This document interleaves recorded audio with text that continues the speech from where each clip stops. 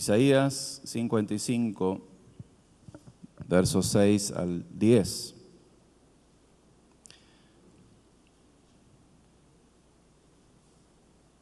Dice así, en la versión Reina Valera: buscad a Jehová mientras pueda ser hallado. Llamadle en tanto que está cercano.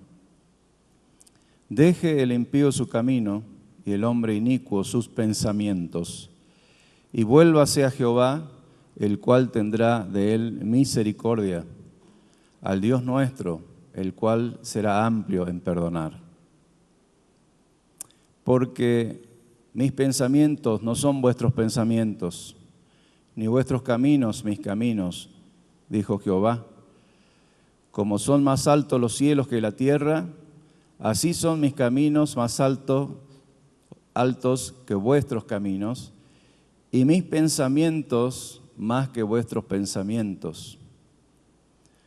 Porque como desciende de los cielos la lluvia y la nieve, y no vuelve allá, sino que riega la tierra, y la hace germinar y producir, y da semilla al que siembra y pan al que come, así será mi palabra que sale de mi boca.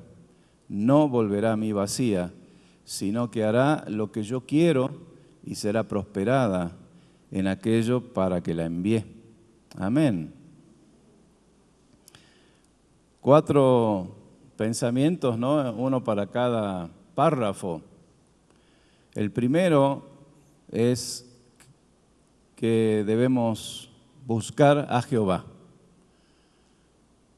mientras Él puede ser hallado. Y ahí hay un pensamiento implícito. Si uno se preguntaría, ¿será que hay momentos en que Dios puede ser hallado y hay otros momentos en que no puede ser hallado? ¿Será que hoy, por ejemplo, si usted lo busca, no lo va a encontrar porque, bueno, hoy Dios está descansando? ¿O será que Dios se olvidó de mirar al mundo y se fue a otro lado de viaje?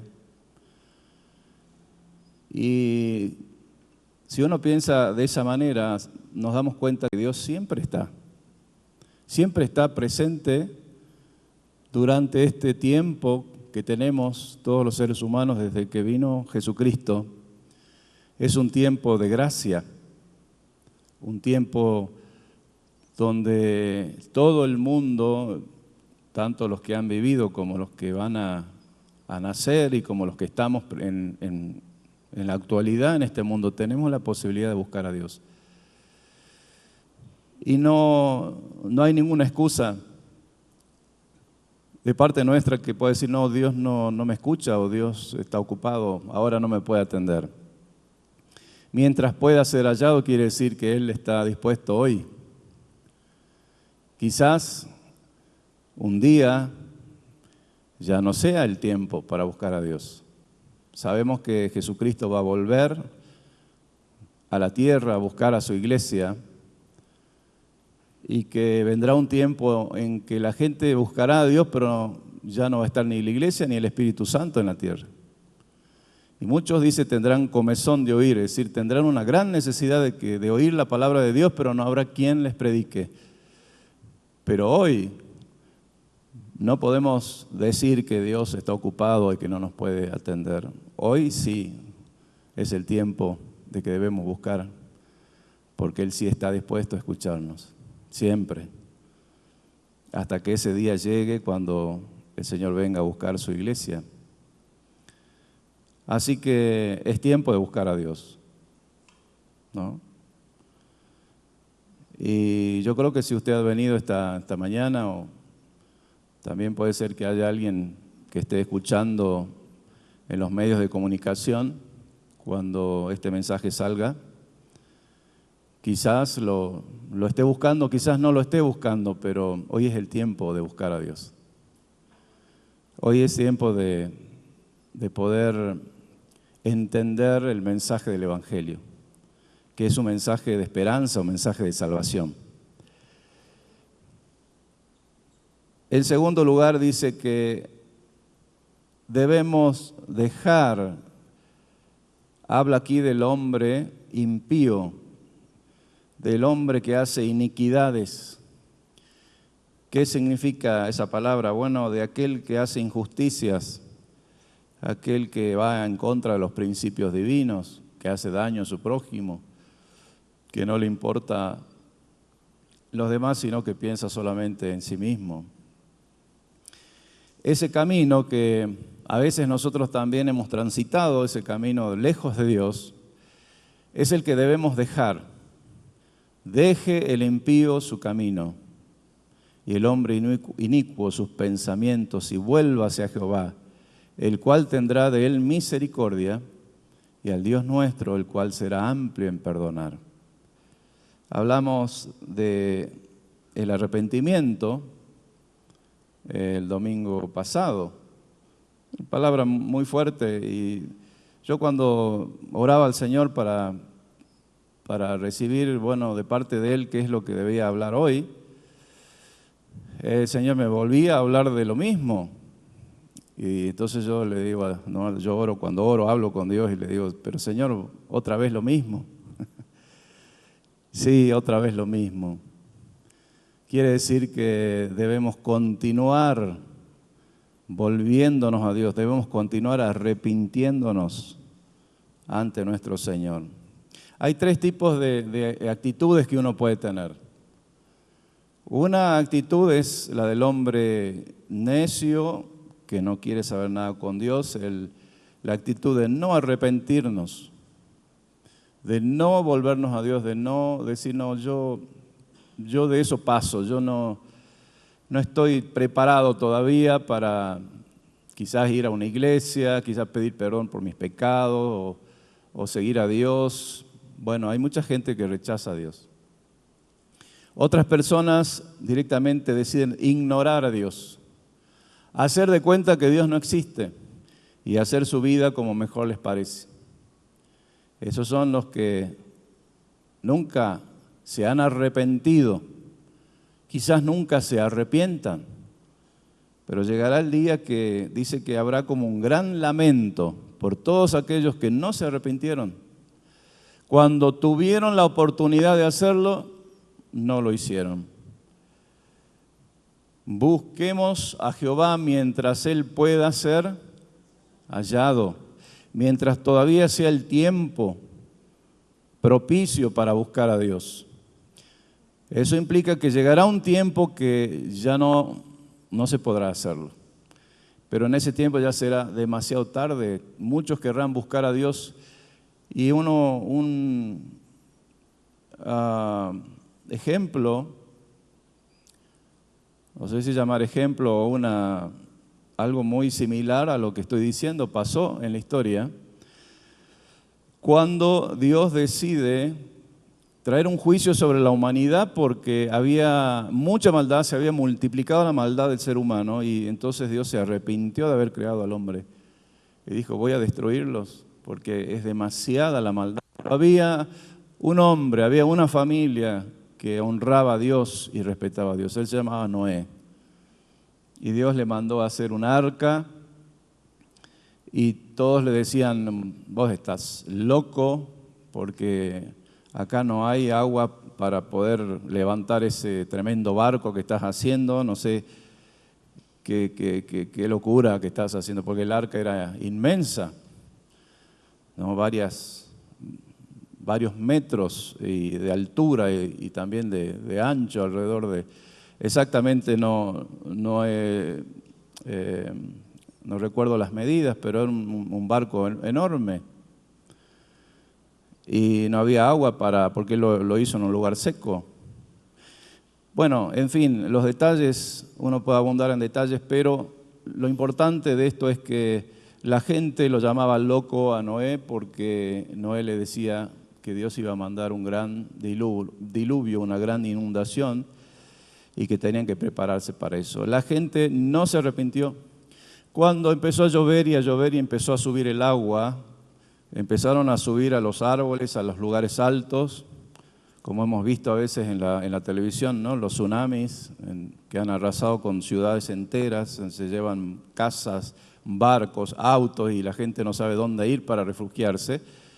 Me imagino que debe haber sido algo tremendo también en ese entonces. La gente buscaba desesperadamente cómo salvarse. Y cuando no encontraban dónde ir, porque el agua subía, ¿no? El arca empezó a flotar.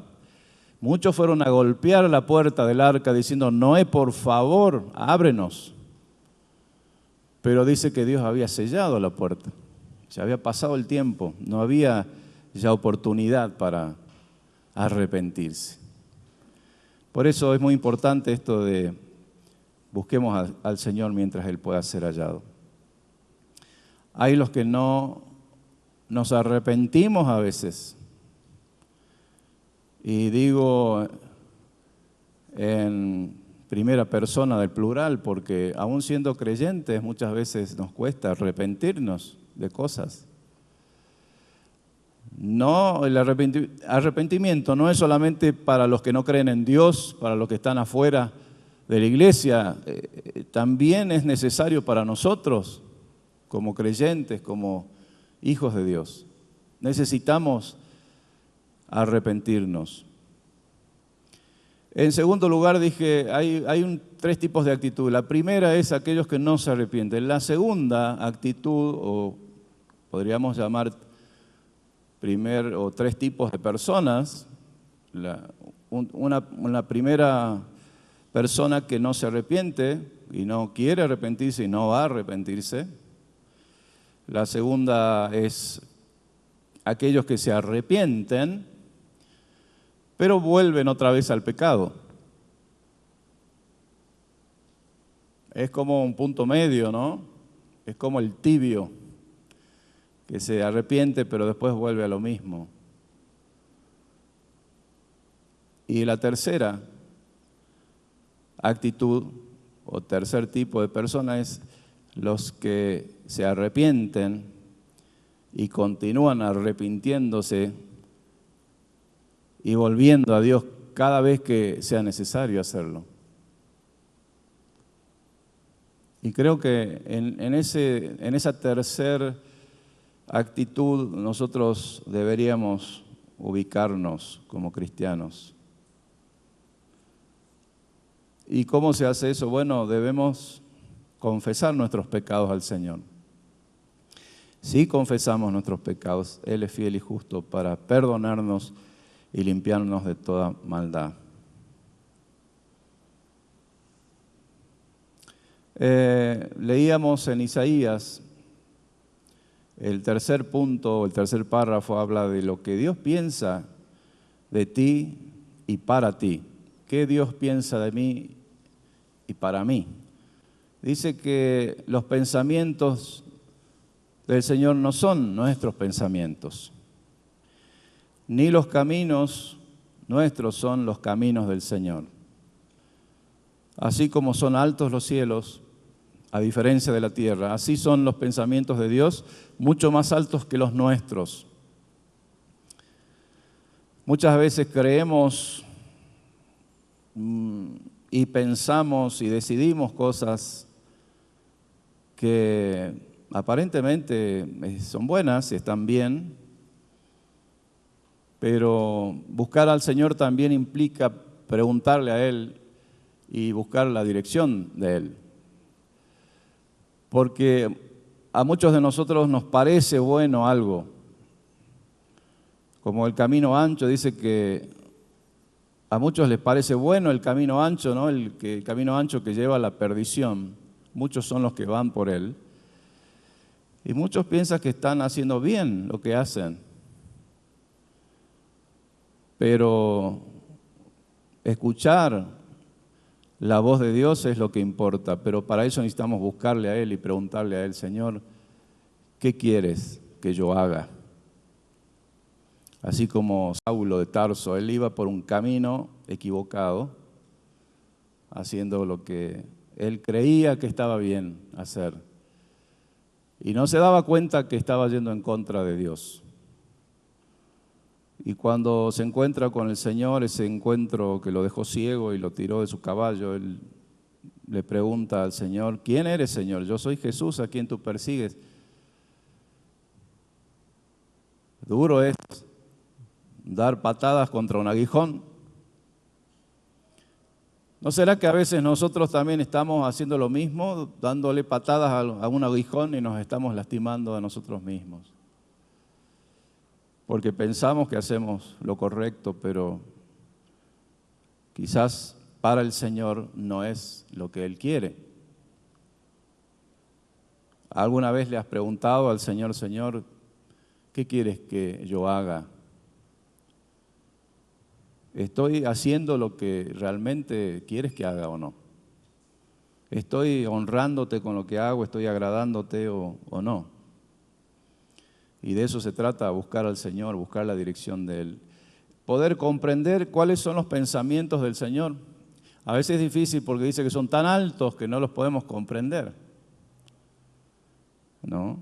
Como decía en el Salmo 139, que es tan difícil para el salmista poder comprender la grandeza de Dios, cómo Dios lo rodea por delante, por detrás, cómo Dios estaba en el mismo momento de la concepción, cuando se formaba, se entretejían los órganos, los tejidos dentro del vientre de la madre. Ahí ya el Señor los estaba conociendo desde antes que naciese, ¿no?, al salmista. Y tal cosa es tan maravillosa, dice que no la puedo comprender. Qué lindo podría, que debería o sería poder comprender lo que Dios piensa y lo que Dios quiere.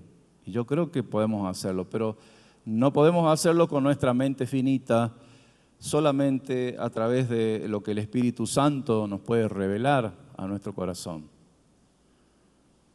El Espíritu Santo es quien nos dice qué es lo que Dios Padre dice. Lo que el Espíritu Santo escucha en el cielo, ¿no?, del Padre, del Hijo, hablando eso, lo transmite a sus hijos, a su pueblo aquí en la tierra. El Espíritu Santo es quien nos da y nos enseña y nos dirige y nos muestra la voluntad de Dios. Y por eso es necesario buscar a Dios. No deje usted de buscar a Dios. No deje de preguntarle al Señor qué es lo que quiere que usted haga.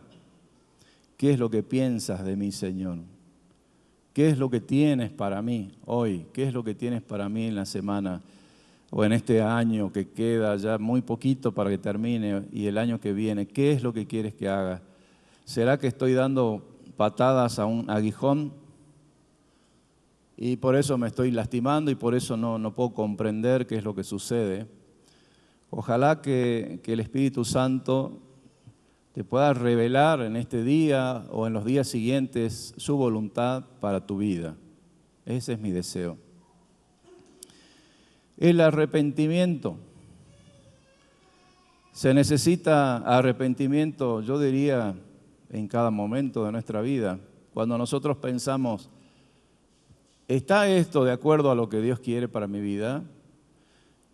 ¿Será que Dios aprueba esto? Y cuando nos damos cuenta que Él no lo aprueba o que no estamos agradando a Dios, entonces debemos arrepentirnos. ¿Y cuántas veces sucede eso en nuestra vida? Bueno, pueden suceder muchas veces, en muchos momentos. Y es necesario arrepentirnos cada vez que descubrimos que estamos yendo en contra de Dios o haciendo lo que a Dios no quiere que hagamos. Y es necesario entonces buscar a Dios constantemente y arrepentirnos si es necesario hacerlo. Quiero hablar de, yo no sé, es un poquito que el Señor me ayude porque hay tantas cosas que quisiera decir y no quiero cansarlos. Pero quiero hacer mención a un personaje o a un hombre en la Biblia, a dos en realidad. Y pensaba, cuando leía todos estos versículos, pensaba en este hombre que todos conocemos, Judas, el apóstol del Señor. Y vamos a leer un poquito Mateo 27, capítulo 27, verso 3. Todos conocemos la historia de Judas. Él estaba con el Señor, andaba con el Señor, escuchaba al Señor todos los días. Sin embargo, no estaba haciendo lo que el Señor quería que haga. él estaba sacando, dice que él sacaba del dinero, ¿no? De la bolsa. Y tenía una gran ambición por el dinero. Bueno, esa era su debilidad, como puede ser cualquier otra debilidad también de personas que conocen a Dios y siguen a Dios. Yo no sé cuál es tu debilidad y espero que tú la conozcas, porque de esa manera podrás pedir a Dios ayuda y también Dios podrá ayudarte. Si reconocemos nuestras faltas, nuestras necesidades, Dios puede ayudarnos, pero tenemos que reconocer. Y entonces Judas, algo que parece que no es tan grave, ¿no? ¿Cómo puede algo así que parece tan sencillo? No sé cuánto lo habrá robado de la bolsa de que ellos tenían, los discípulos tenían como un dinero que ellos usaban para poder quizás comprar la comida, andar, porque andaban por distintos lugares. Y Judas es el que tenía la bolsa y dice que él sustraía de la bolsa. Y algo que parece tan sencillo lo llevó a hacer algo tan grave y tan grande como es entregar a su Señor por la ambición. Y yo creo que él mismo no se daba cuenta de la gravedad cuando él empezó a hacer eso. Él pensó que, bueno, esta es una oportunidad para ganarme algunos pesos. Total, nadie se va a dar cuenta y no tiene gran importancia porque el Señor igual puede multiplicar los panes, igual Él puede sacar una moneda de un pez en el agua, Él puede hacer milagros, así que ¿qué importa si le saco unas monedas? No tiene mucha importancia, pero algo que parecía tan pequeño, parecía tan insignificante, lo llevó a hacer algo tan grave como fue entregar a su Señor por unas monedas. Y quizás Judas pensó, y esto yo no me había dado cuenta antes, posiblemente el Espíritu Santo me hizo que me dé cuenta. No me había dado cuenta de algunas palabras que está acá en Mateo. Quizás Judas pensó, bueno, no es tan grave, pero cuando él vio lo que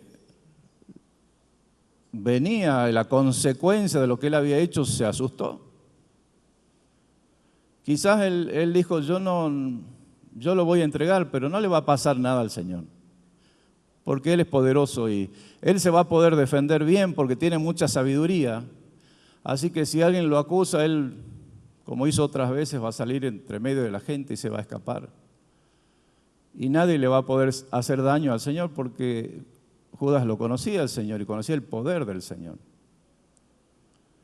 Pero fíjense lo que dice el verso 3 acá, y esto no me había dado cuenta antes, yo no sé si usted lo había notado. Dice, entonces Judas, después que lo entregó, entonces dice ahí como que recién le cae la ficha, entonces Judas, el que le había entregado al Señor, viendo que era condenado, viendo que lo que él había hecho trajo una consecuencia tan grande que lo condenaron al Señor a muerte.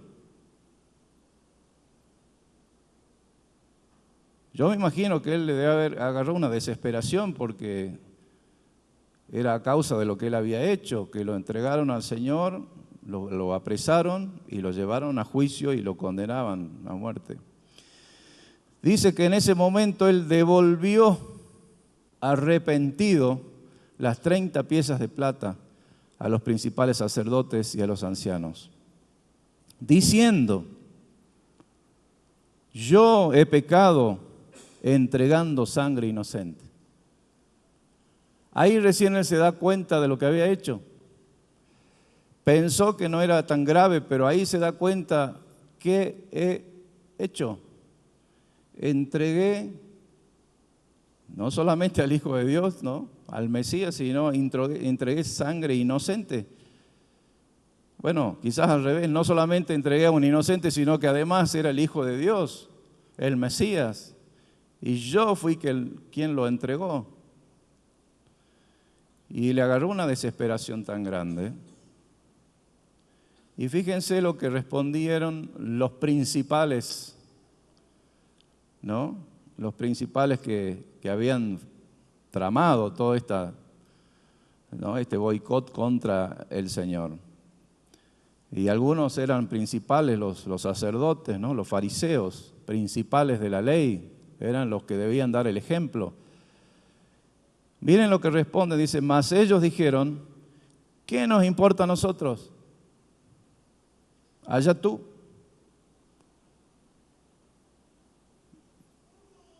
¿Cómo puede decir algo así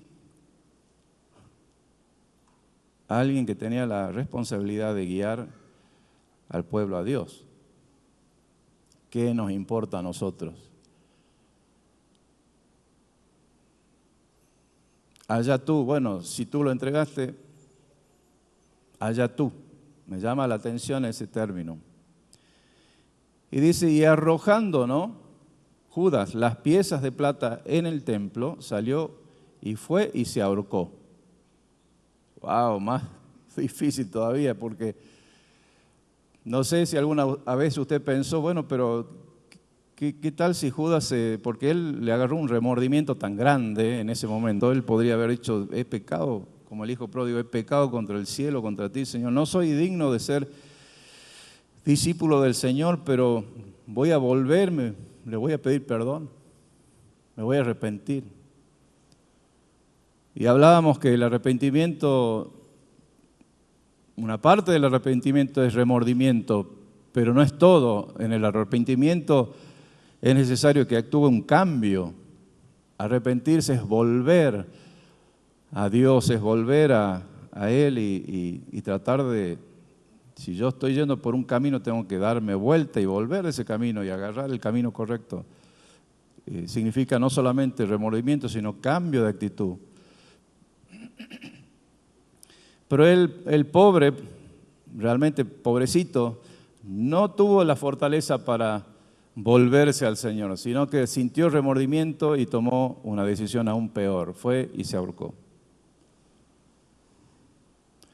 Y lo que pasó después, el verso 6 dice, y los principales sacerdotes tomando las piezas de plata dijeron, no es lícito echarlas en el tesoro de las ofrendas. Claro, habían sacado el dinero de la ofrenda para condenar, enjuiciar al Dios que es dueño de la ofrenda. Miren usted. Entonces cuando se las devolvieron a esa ofrenda dijeron, bueno, no vamos a ponerla de nuevo ahí. ¿Qué vamos a hacer con ese dinero que devolvió Judas?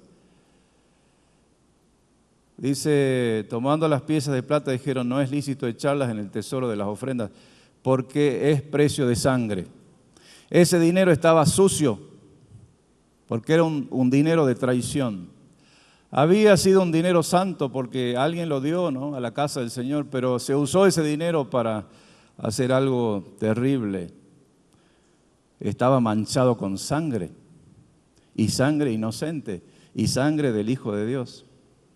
Así que dice el verso 7, y después de consultar compraron con ellas el campo del alfarero para sepultura de los extranjeros, por lo cual aquel campo se llama hasta el día de hoy campo de sangre. No sabían qué hacer con el dinero, le quemaba las manos a esos hombres. No sabían cómo hacer, entonces decidieron hacer algo aparentemente bueno. Bueno, vamos a comprar un campo con ese dinero y entonces lo vamos a ofrecer para aquellos que no tienen tierra, aquellos extranjeros que no tienen dónde vivir. Pero así no se limpia los pecados. El pecado no se limpia haciendo algo bueno. El pecado se limpia mediante el arrepentimiento, mediante el pedir perdón a Dios y recibir el perdón de Dios. Ahora que uno después se vuelva y haga lo bueno, está bien, pero debemos arrepentirnos, porque ese campo de sangre hasta el día de hoy es como un campo que tiene una maldición encima. ¿Quién le va a sacar la maldición a ese campo? No sé. Imagínense si usted compra algo con dinero sucio, con dinero manchado de sangre. Nadie puede ser feliz con dinero mal habido. El dinero tiene que ser ganado honrosamente y tiene que estar bendecido por Dios para que seas prosperado. Así que dice el verso 9, se cumplió lo dicho por el profeta Jeremías cuando dijo, y tomaron las 30 piezas de plata, precio del apreciado, según precio puesto por los hijos de Israel, y las dieron para el campo del alfarero como me ordenó el Señor. Eso está en Zacarías, ¿no? Hace mención el apóstol aquí, Mateo, de lo que está escrito en Zacarías capítulo 11, verso 12 al 13. Y algunos teólogos dicen, pero ¿por qué menciona a Jeremías, que es un profeta, y después da la cita de otro profeta que no es Jeremías, que es Zacarías? ¿Será que hay un error ahí? ¿Se equivocó Mateo al decir eso? No, lo que pasa es que Zacarías habla de lo mismo, de las 30 piezas de plata, y también Jeremías en el capítulo 19, verso 4, no vamos a leer todo, sería interesantísimo leerlo, pero se va a hacer muy largo. Habla acerca de cómo los principales de esa época se mancharon las manos con sangre inocente. Eran los que debían guiar al pueblo, pero se mancharon con la sangre, las manos con sangre inocente. ¿Por qué hicieron eso? Porque ellos se contagiaron de los pueblos que vivían cerca de ellos, y empezaron a ofrecer sacrificios a los ídolos. Y los pueblos que vivían cerca de ellos ofrecían sacrificios a los ídolos con, lo que ellos cultivaban, con el ganado, hacían sacrificios a sus dioses, pero no conforme con eso, también hacían sacrificios de sus propios hijos, los sacrificaban a los ídolos, a los niños. Y estos dirigentes, ¿no?, también del pueblo de Israel se contagiaron de ese mal y empezaron a hacer lo mismo, a ofrecer a sus hijos. Por eso es que Dios se enojó tanto con ellos. Eso está ahí si usted lo quiere leer después, Jeremías capítulo 19, verso 4 en adelante. Así como entregaron al Maestro, a Jesús, que era inocente, también hace referencia acá de que le pusieron precio al apreciado. Y el precio que le pusieron fue 30 piezas de plata. Nada. No era gran cosa ese dinero. Ahora, ¿cuántas cosas, ¿no?, que tenemos para preguntarnos aquí? Para entender, quizás el Espíritu Santo te esté hablando, me esté hablando o nos esté hablando. Y lo mismo pasó, y lo voy a decir muy brevemente, con Pilato. Pilato, sabiendo que Jesús era inocente, porque él lo dice ahí, él se lava las manos delante del pueblo y dice, bueno, hagan ustedes lo que ustedes quieran con él. Yo me lavo las manos. Pero Pilato sabía que Jesús era inocente. Ahora, nosotros también, para cortar, no quiero extenderme demasiado. Así como Pilatos estuvo, o Jesús estuvo ante Pilatos, podríamos decir, Jesús estuvo ante, el Creador estuvo ante la criatura, siendo juzgado por una criatura, el Creador juzgado por una criatura. Aquel que era santo estaba siendo juzgado por un pecador, porque dice que Pilato se deleitaba en ver las muertes, ¿no? Y era un hombre sanguinario. Y él estaba juzgando al santo. Es decir que acá hay un contraste muy grande entre quién juzga a quién. Jesús está siendo enjuiciado ante un hombre pecador. La majestad de Jesús, ¿no?, está frente a aquel que es un pecador. Y el pecador, Pilato le pregunta, ¿eres tú rey? ¿Qué le responde Jesús? tú lo has dicho. Hay muchísimas cosas para decir acá.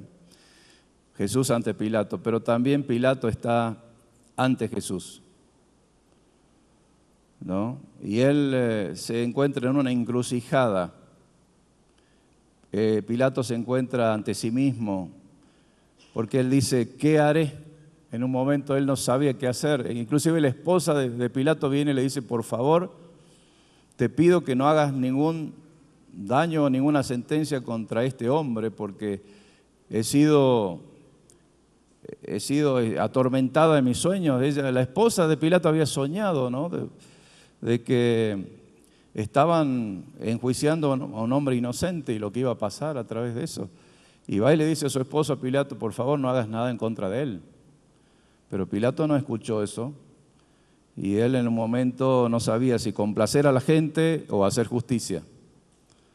Y entonces decide complacer a la gente, hacer las cosas que no debía hacer. ¿Qué haré yo?, dice. Y uno se pregunta si él sabía lo que tenía que hacer. ¿Por qué se pregunta qué haré yo si él sabe lo que tiene que hacer? Él podría haberlo soltado.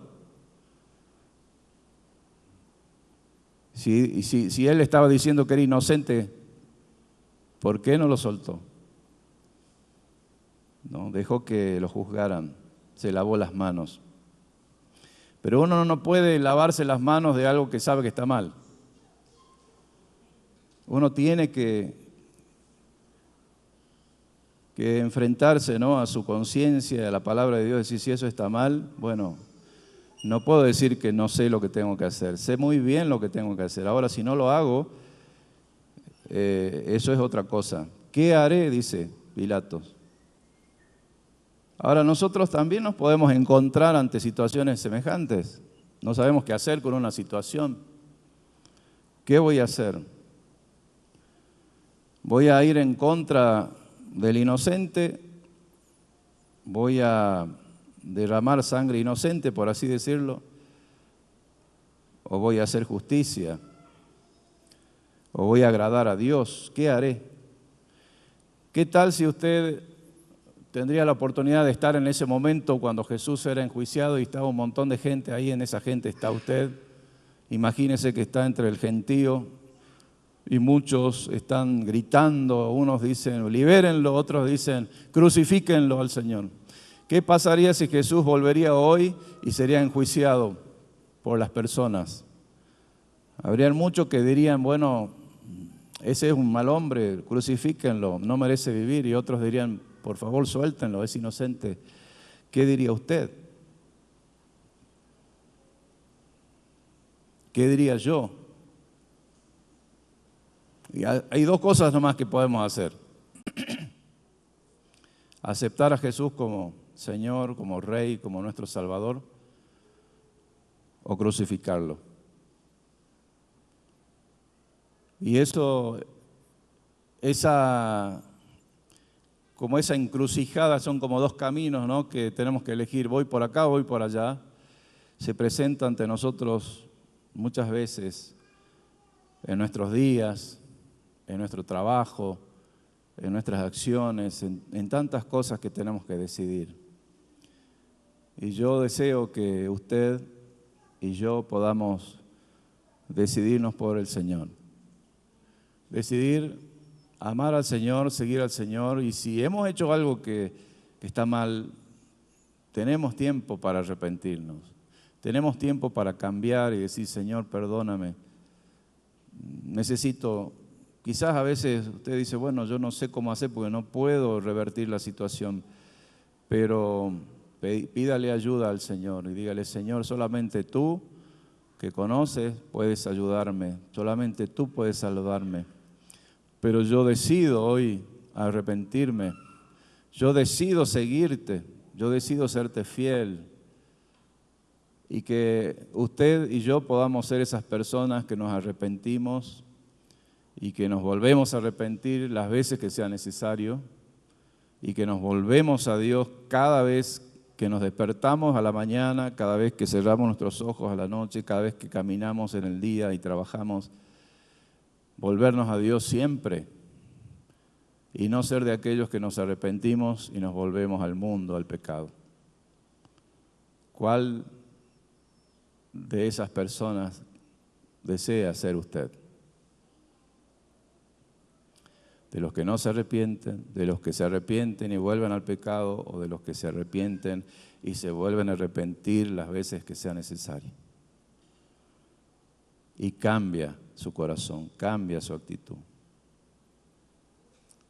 Así que no me lo diga a mí, póngase de pie y dígaselo al Señor. Le invito a que se ponga de pie. Que le podamos decir: Señor, necesito que me ayudes, necesito poder arrepentirme las veces que sea necesario. Necesito que cuando esté delante de ti, poder decir de ti que eres mi Rey, que eres mi Señor. Y no lo contrario. No quiero ser de los que dicen allá tú, sabiendo que está haciendo algo malo, sabiendo que está yendo en contra de un inocente.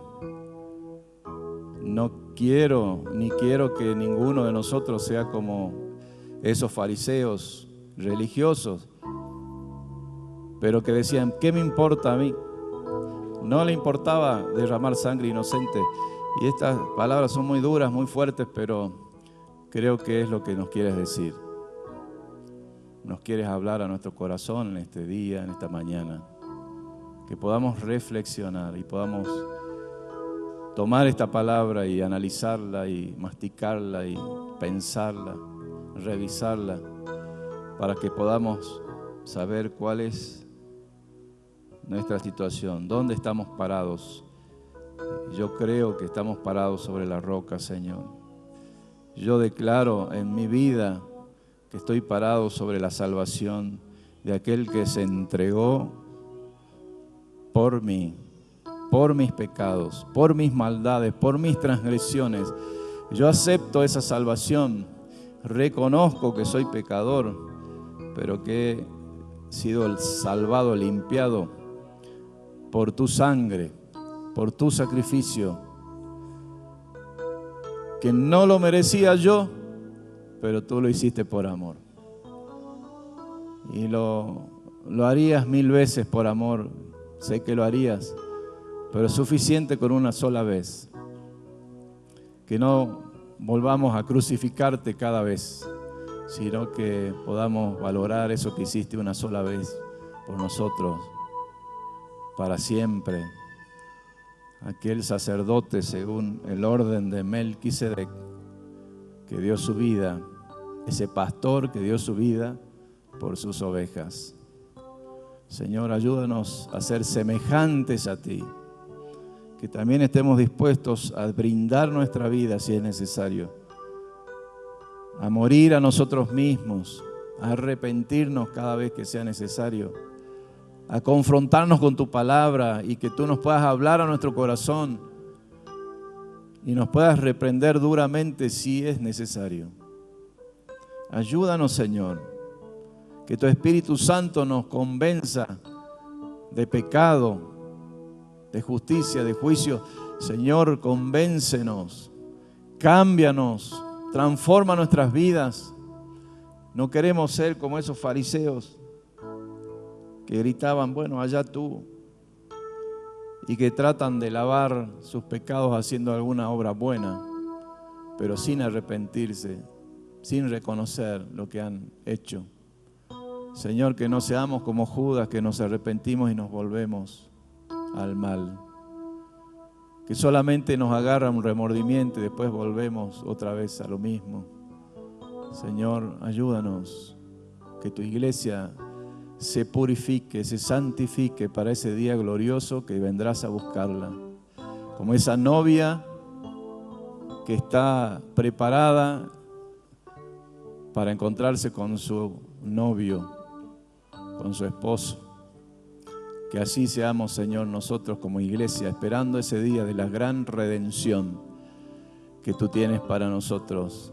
Que no nos halles en pecado, en maldad, haciendo cosas que no se deben hacer, sino que nos halles preparados para recibirte, ataviados como esa novia para recibir al esposo. En el nombre de Jesús, yo oro por mis hermanos en esta mañana. Los bendigo porque tú los has amado, Señor, y los amas. Y te pido por ellos también, para que ellos sean fortalecidos en tu gracia, en tu poder, en el poder del Espíritu Santo. Oramos por aquellos que han venido con necesidades en esta mañana, que han venido buscando una solución a su problema, a su necesidad, y se han encontrado con esta palabra de que es necesario arrepentirnos. Te pido, Señor, que ellos puedan hoy tomar la decisión de seguirte a ti, de pedir perdón por sus pecados, sus transgresiones. Señor, que ellos puedan reconocerte como Señor y Salvador de sus vidas. En el nombre de Jesús. Amén. Amén. Amén.